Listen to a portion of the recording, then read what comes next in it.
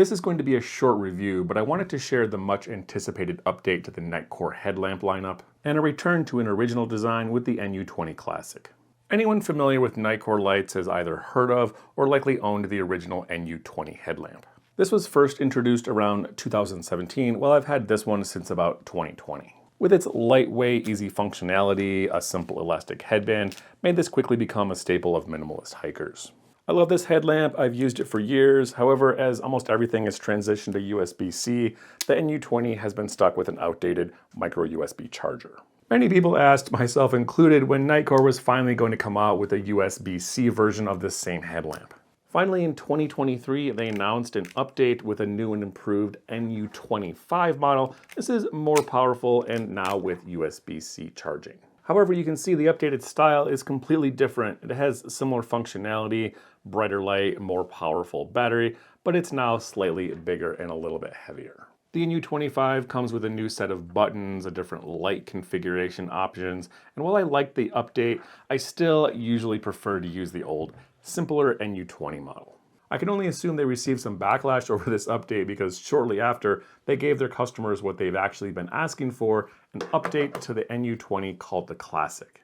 It's virtually identical in size and shape, but now it's lighter, it has improved functionality, and with a much anticipated USB-C charging port. You can still purchase the original 2017 version of the NU20 on Amazon. However, I don't really see the point because the update is actually cheaper now. It's lighter, shaving off about ½ an ounce. The light is going to travel further, but the lumen output, runtime, and light options remain largely identical to the original. So now with the original out of the way, that just leaves us to compare the updated NU20 Classic with the more powerful NU25. These lights have some overlapping features, but the biggest difference to me here is the size and functionality. The NU20 is cheaper, lighter, simpler to operate, while the NU25 offers you a larger battery, longer runtime, and more light and brightness options. One big reason I like the NU20 is just the style and easy operations. 2 buttons here in the top, white and red, easy to turn on and off even when you're wearing gloves. For example, turn the white light on, you just click the left button. Starts on low, cycle through the brightnesses, click to turn off. Same thing with the red, just click the right button here, cycles through 2 levels of brightnesses, blinking, and then turn it off. There are a few more options here, long press to turn on the floodlight, and then long press when on to turn on turbo mode, but overall a very simple, easy, intuitive operation. So now the question is, if the NU20 is just so cheap, simple, and easy to operate, why would you upgrade to the NU25? The short answer here is that this light is brighter, it has a larger battery, longer run times, more light options with 2 flood and spotlights, also use them both together, as well as that red light.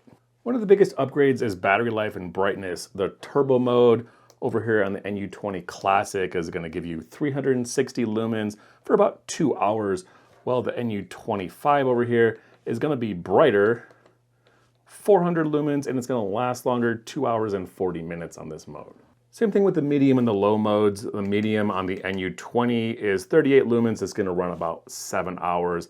On low mode on the NU20, this is even brighter. It's going to run 60 lumens, run longer for 3.5 hours. The NU25 also gives you more light options with a spotlight and a floodlight, and use them both together, while the NU20 just gives you a spotlight and a lower brightness 20 lumen reading light.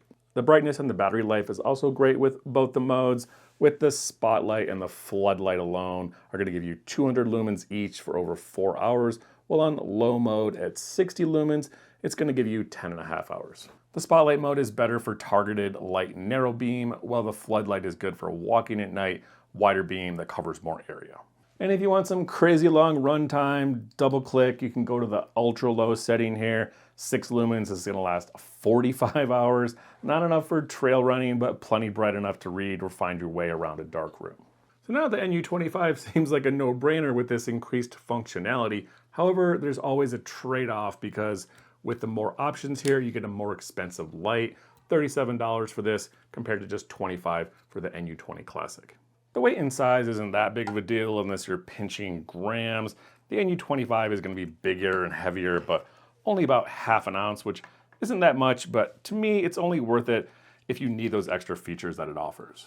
The biggest hangup that I have with the NU25 is a slightly more complicated button system compared to the incredibly simple single operation of the NU20.